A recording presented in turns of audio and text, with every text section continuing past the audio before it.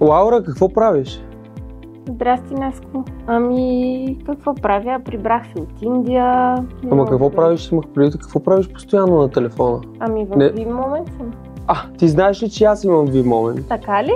Абсолютно, точно. Виж, даже последно си качих клипче, което исках да споделя с целия свят. Ще вляза да го видя. Дай да сканирам QR кода. За Tiens колаген качих нещо.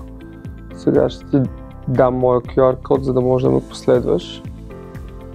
Ето, супер, сега мога да видя клипчето ти. А знаеш ли, че в V-Moment си събирам стотинки, с които мога после да се пазарувам в приложението? Да, аз също си събирам, разбира се. Аз знаеш, че можеш и да пътуваш, печелиш различни награди.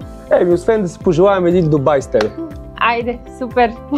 Аз също много често си пиша стимул. Надявам се приятеля ми да не ревнува.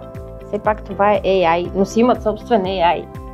Ти всъщност използваш инструмента, да, знаеш ли, аз си правя снимки, каквито му задам и ми прави всичко до последния детайл, който аз искам. И аз правя същото, ето тук го попитах да ми направи картинка на българска гимнастичка с знамето и с златния медал.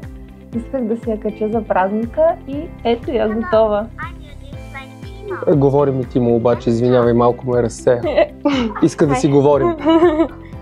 Интересното е, в приложението можеш и да се учиш. Т.е. има статии, има полезна информация за всички продукти. Много неща, които ние можем да научим, ако не ги знаем за продуктите. Тимо също знае всичко. Аз когато имам въпроси, вече се обръщам към него. Той ти отговаря за всичко, което искаш да научиш. Ами и за продуктите знае всичко. Супер, ще го опитам. Лаура, искаш ли да поканим наши приятели в V-Moment, за да може да сме конектнати заедно с тях? Аз ще поканя Румен, един мой приятел, който ме тренира във фитнеса да бъда здрав. Ти помисли кой ще се поканиш.